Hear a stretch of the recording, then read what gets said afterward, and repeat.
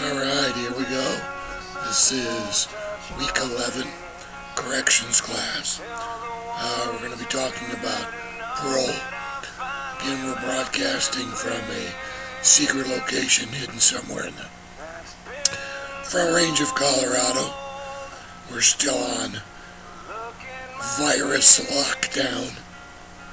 Terrible thing, they closed my cigar shop for buying cigars. I have to find another outlet.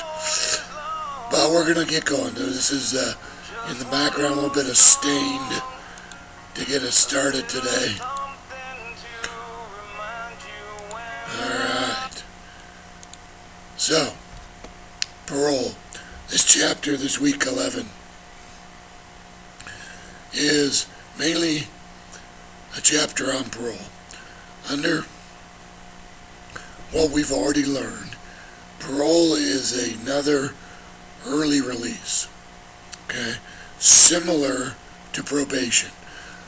When we learned about probation, that was a diversion prior to you getting sent to jail or prison. Parole is after you've already gone, usually to prison. And now they're going to let you out early release, so that you can obviously get out before your sentence date is up, but that we can give you some sort of a incentive to get out and to become a productive member of society. The caveat is we're not going to let you out without certain conditions that we're going to put on you. So it's not just an early release. It's an early release with some conditions. Okay, we call that parole. The main two ways that people get paroled, and that this is based a lot on which state you're in, is either what they call a discretionary parole or a mandatory parole release. The discretionary parole is set up so that every so often you get an opportunity as the offender to go in front of a parole board and plead your case why you should be released. They're going to ask you questions, they're going to review your case, they're going to find out if you show remorse, find out if they think you're a good candidate for success, whether they think you're going to have the mindset to commit another crime, and your fate on whether you receive parole or not is based on this parole board. Mandatory parole release is more based on a numbers system. You get sentenced in Colorado to 2 to 6 years. You have to serve 2. But what happens after 2? Well, you're eligible for parole. Now they look at, were you a good prisoner? Were you following the rules? Did you go to class if you needed to take a class? Did you do the things that make you desirable and eligible to be granted parole? And it's less about you selling yourself to a board and more about your actions while in prison up until that minimum number is met. Some states do it by a good time system. For every 1 day you're in prison and you're a good boy, then it counts 2 towards your sentence. So if you're sentenced to 3 years and they're doing 50-50, then after a year and a half they look at you're eligible for parole because you met half your requirement, and being a good boy, that means you met all your requirement. So different states do it different ways to play it. The bottom line is we do parole. We do parole for a couple reasons. We do parole to reduce the prison population. We do parole to hopefully get people out of prison that don't need to be there. They're not a danger to society, and we think that they can come back and be productive. And we do parole because it's cheaper. It's cheaper to have you out of prison than it is to have you in prison. One of the questions that always comes up is, does it work? Well, I guess that you have to decide the answer to that by first deciding, what does it work mean?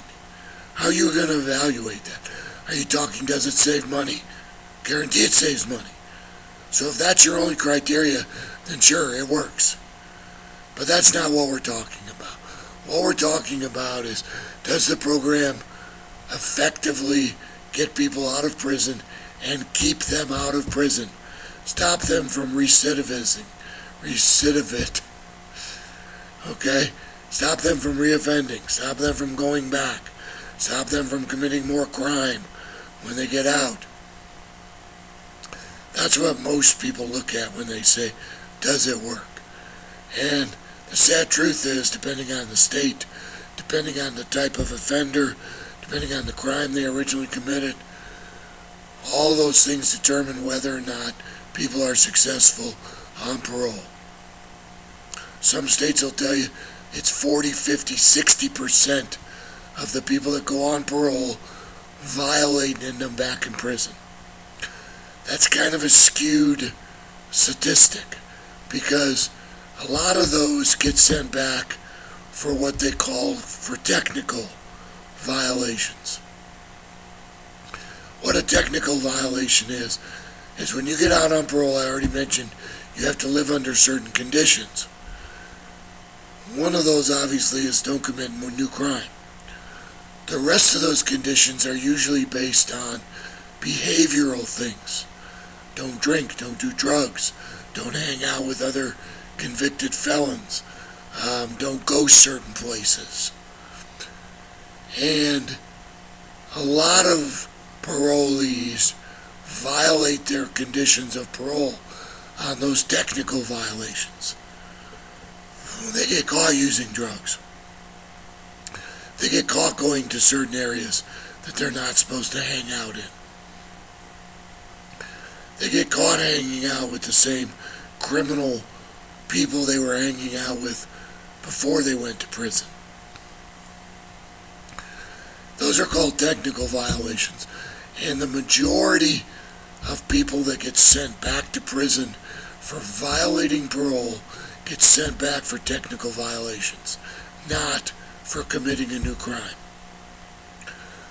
Which brings into question the validity of some of those technical violations, some of those conditions.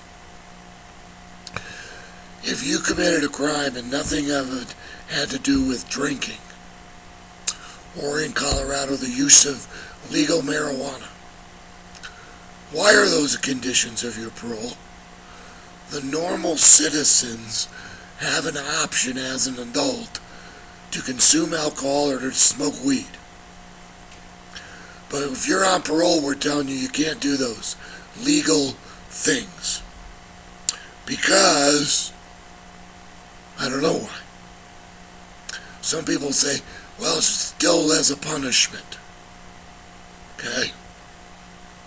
So, it's us being a parent and saying, you can't do it. Some say, well, because you're more willing to do crime if you use either one of those substances. There's some research to that, but if that's not what your case was, your individual circumstance was not that you used prior to committing your crime, then I'm not sure it should be a condition of your parole. But that's just me.